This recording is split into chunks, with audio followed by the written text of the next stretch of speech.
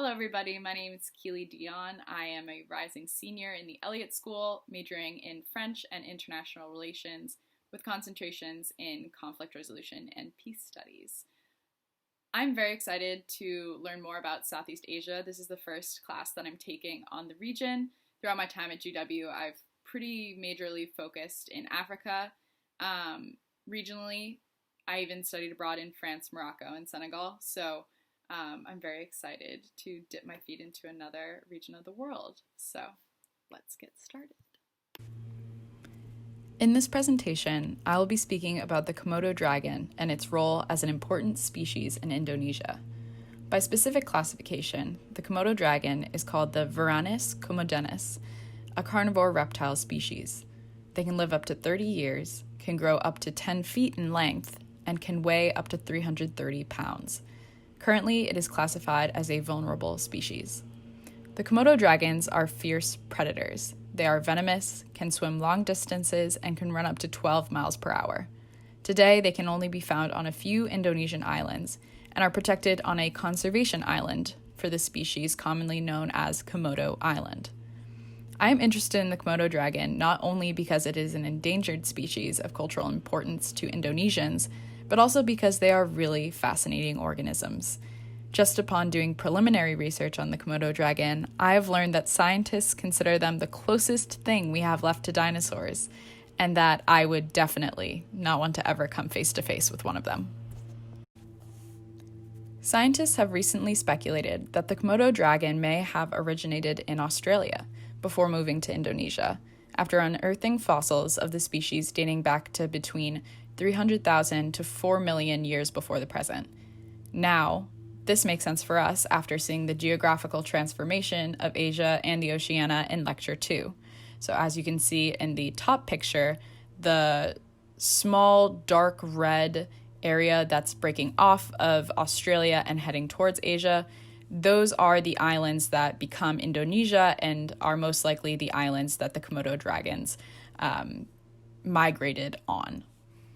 Theories state that the Komodo dragon arrived on the Indonesian island of Flores about 900,000 years ago and expanded to surrounding islands in the region. What's interesting is the Komodo dragons mainly stayed in Indonesia, and their fossils suggest that they did not evolve significantly after their arrival. Today, the Komodo dragon can only be found on a handful of Indonesian islands called East Nusa Tenggara, namely Flores, Komodo, Rinca, Padar, and Gili Mutang. If you refer to the map of Indonesia above, these islands are those that are the ones marked red. The Komodo dragons that once lived in Australia and greater Southeast Asia have long since died off, most likely due to changes in prehistoric climates.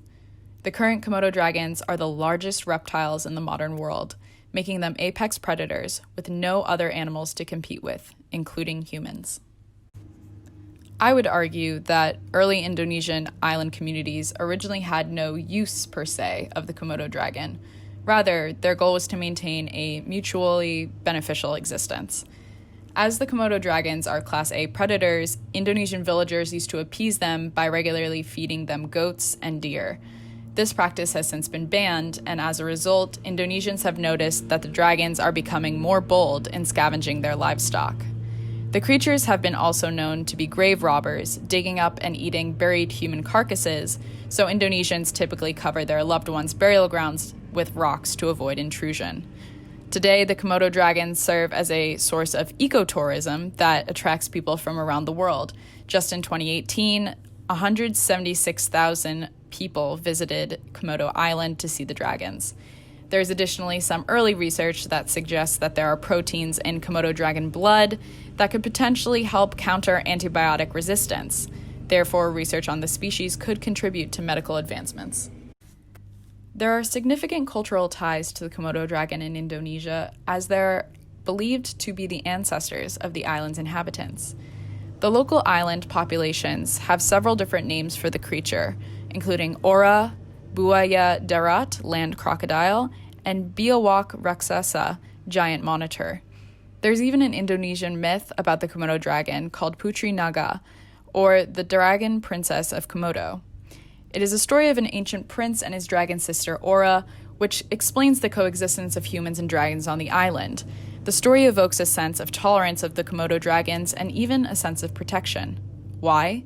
One reason could have been to preserve the female Komodo dragons, which are one of few vertebrates that can produce asexually. Hence, the myth warns against killing the dragon princesses. The Indonesians are so fond of the species that the Komodo dragon is even their national animal. Despite the obvious cultural reverence for Komodo dragons, I feel that it is also a key example of how the tropical climate and forests of Southeast Asia fostered a suitable and isolated environment for a unique species, much like the different cultural societies that originated distinctively across the region. Comparing the Komodo dragons with human societies of Southeast Asia suggests that changing environmental conditions led to diverging evolutionary patterns or cultural patterns for multiple species and societies in the region. Thank you for listening to my presentation, and I look forward to seeing the rest of yours.